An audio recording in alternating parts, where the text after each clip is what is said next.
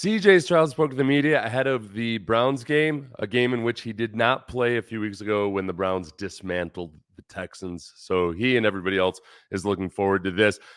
I cut out the answers that didn't intrigue me and I left the ones that did. Here, he spoke about Dalton Schultz, which was very interesting to me because Dalton Schultz is going to be a free agent. His answer, CJ's answer, does make me feel a lot better about the prospects of retaining Dalton Schultz.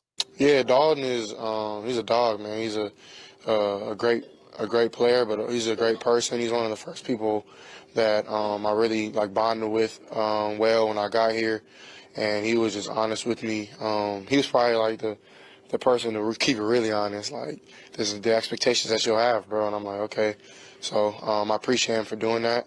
But he's been a very reliable target. He's somebody who knows how to get open, knows coverage, he knows route depth, how to manipulate somebody, how to get into a certain zone at the right time. So he's just a really smart football player, and I'm really grateful to have him in my first year, learning it with him, and he's going to continue to be a great player. Okay, him talking about understanding coverages, how to manipulate the defense, all that stuff. Immediately, you think of that Atlanta Falcons game where late in the game, they realized that the safety was playing aggressively. So Dalton Schultz tweaks his route, hits the safety with a double move. You get a touchdown. And they came up with that on the sideline. So that's a young rookie quarterback talking to Dalton Schultz, presenting it to Bobby Slowick, and pulling that off when that was still very, very young in CJ Stroud's career. So that part, they are simpatico, right? They work really well together. I thought it was interesting when he talked about setting expectations. At first, I thought maybe that was on the X's and O's side, and then I think it's more likely, just complete guess, that maybe he was talking about watching the pressure that Dak Prescott is under and how it gets treated. I mean, I don't know.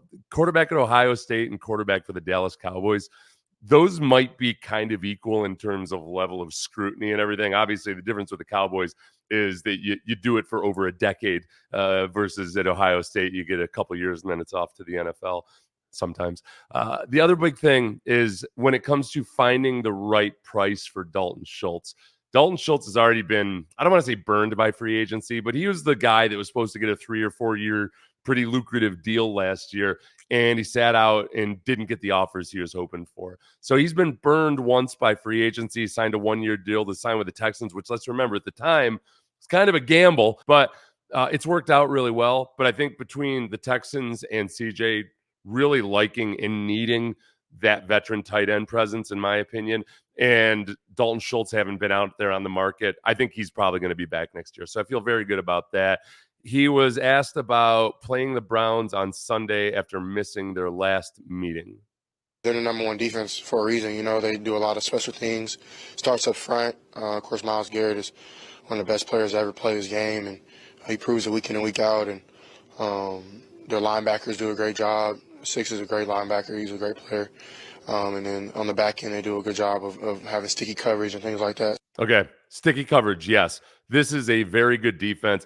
The Ravens and the Browns were 1 and 2 in DVOA. If you adjust for turnovers and some other things like that, you could say the Browns were the better passing defense. Whatever. They're both really, really good defenses.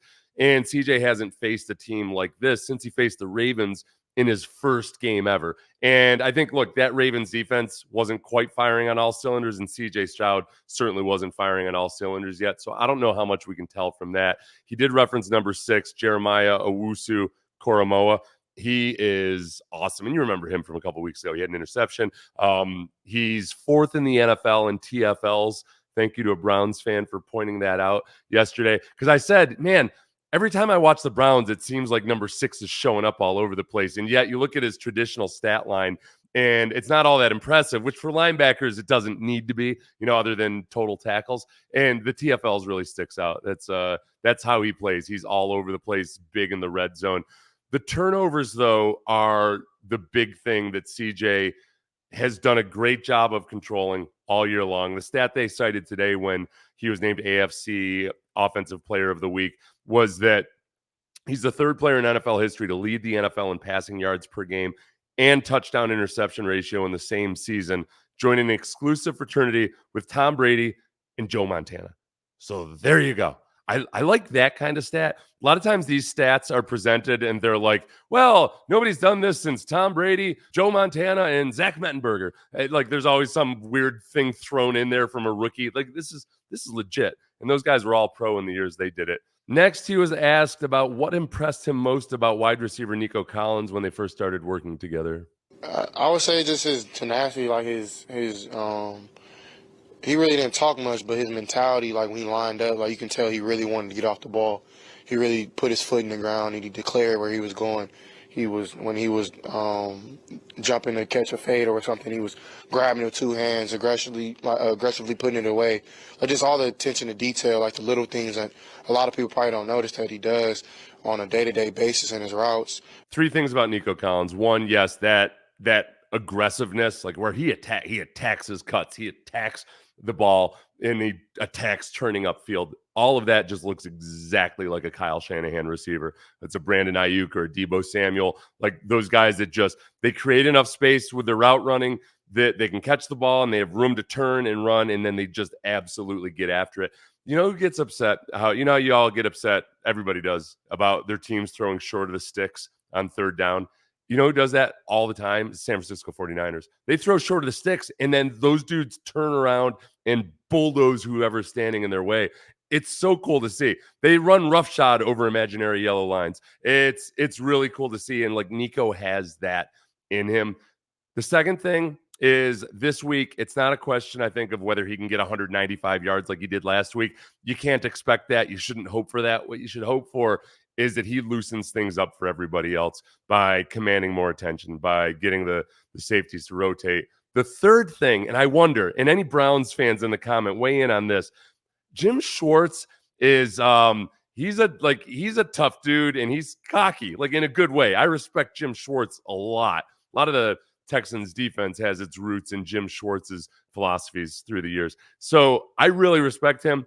And I know he doesn't back down from a challenge. And I wonder, given how good his passing defense is, how is he treated number one receivers? And like, because Nico's not there yet to be in that upper echelon. I think he's certainly a number one receiver on an NFL team, but he's not in that upper echelon. I wonder just how much Jim Schwartz waits and sees if Nico proves it to him, which gets super interesting because Nico, obviously took advantage of one-on-one coverage and an aggressive safety last week on the very first play of the game. Next question was, what would he say to the naysayers?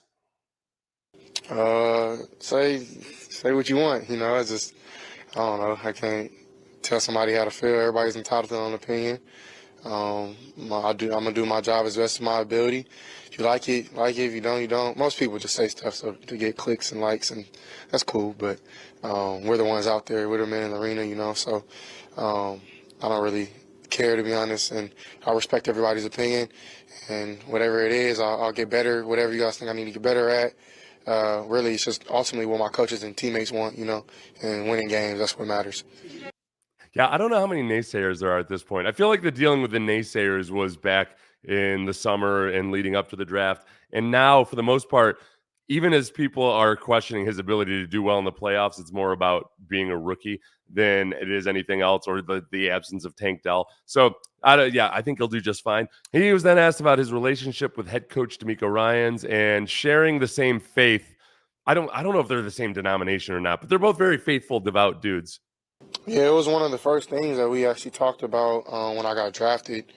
I was in his office and he was going over a scripture. I don't remember what it was, but it was something along. I think it was about just like staying steadfast and just staying like on your course, and that just resonated into like what I was going through at the time. So it was just cool to see like a coach open up about his faith, and not shy away from it. As far as him and DeMeco, like, yeah, they always, thank God before every statement and all that. The only thing I thought about this was that usually players that do that routinely will face a certain amount of kind of naysayers, I suppose, or people that want to critique it. For whatever reason, I don't see a whole lot of that with CJ and DeMeco, and I think part of it is just that they come off super, super genuine about it. You've been in this league long enough and you see a fair amount of people who just want to be sure that everybody really, really knows how faithful they are. And I don't get that sense out of CJ or or D'Amico. They're just speaking because they feel as part of their faith that it's important to get the word out. Next, he was asked about how valuable head coach D'Amico Ryan's positive energy has been this season. Somebody is writing an article about D'Amico Ryan's and CJ Stroud's relationship, I can tell. Yeah, it's been great. He's a very positive person. One thing about like just being um, in a locker room in a team room full of men, like you can sniff out when somebody's not being real, and he's just not a negative person. Just not who he is, you know. So it's not one point I've ever seen D'Amico really negative. Of course, like he has times where he's mad and he's not happy with the standard or what we put out on the field, whatever. He holds everybody accountable, but at the same time, he does it in his way, like not trying to force being the mad guy, the angry guy. But when he needs to yell and put his foot down, he does. Oh, yeah. I could totally see D'Amico being I'm not mad, I'm disappointed. And also, I've got these expectations of you. I feel like you're capable of this, and I don't understand why you're not achieving. I'm feeling I'm getting a stomach ache right now from letting D'Amico down. I don't want to be that guy. So what have we learned? Dalton Schultz, 100% coming back. Obs. Nico Collins, I say he's not going to get 195 yards, but maybe Jim Schwartz gets a little cocky and 143 yards, something meager like that. And then D'Amico, swell dude. I'm Seth Payne. I played in the NFL for 10 years, played for the Texans for 5 years, but it was a long time ago. I'm like super old now. I'm old enough that today when I saw that Pete Carroll was fired, which made Bill Belichick the oldest active coach, followed by Andy Reid, followed by John Harbaugh, I was shocked. Shocked that John Harbaugh is that old because he doesn't seem that old to me. Followed by Todd Bowles and other guys at Mike McCarthy. Those guys aren't old. Spring chickens.